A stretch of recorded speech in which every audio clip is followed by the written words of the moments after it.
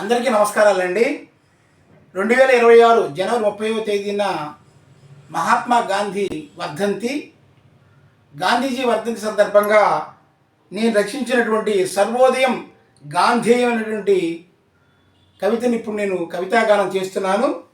ఈ కవితాగానం చేస్తున్న వారు కోట రామప్రసాద్ మాస్టారు, రిటైర్డ్ ఆంగ్ల భాష అధ్యాపకులు, టీవీ మరియు సినీ క్యారెక్టర్ ఆర్టిస్ట్, గేయ రచయిత, పాలంగి గ్రామం, ఉండ్రాజవరం మండలం, తూర్పుగోదావరి జిల్లా, ఆంధ్రప్రదేశ్ రాష్ట్రం. నా వాట్సాప్ నంబరు 9347503536.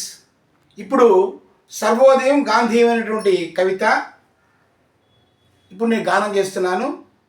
భారత స్వాతంత్ర ఉద్యమం ఒక మహాయజ్ఞం. ఎందరో త్యాగధనులు సమిధులైన ఆ యజ్ఞం భారతమాత దాశ శృంఖలాలు విచ్ఛేదన చేసిన ఒక యజ్ఞం.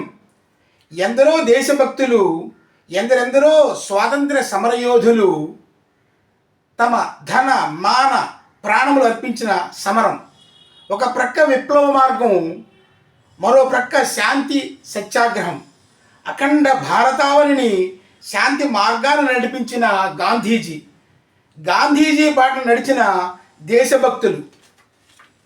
లాఠీ దెబ్బలు తినడం, జైలులో మ్రగ్గడం ఒక వరమై స్వాతంత్ర సాధనే ధ్యేయమై నడిచిన సమరం. 1947 ఆగస్టు 15న భారతమాత ఊపిరి తీసుకున్నది. స్వతంత్ర భారతం సిద్ధించింది.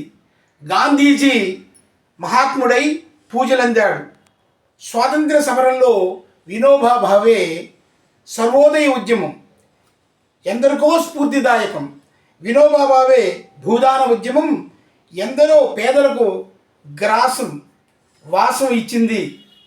వినోబా భావే స్ఫూర్తితో మన చింతలపాటి వరప్రసాద్ మూర్తిరాజు గారు ప్రభావులై చేశారు భూదానం.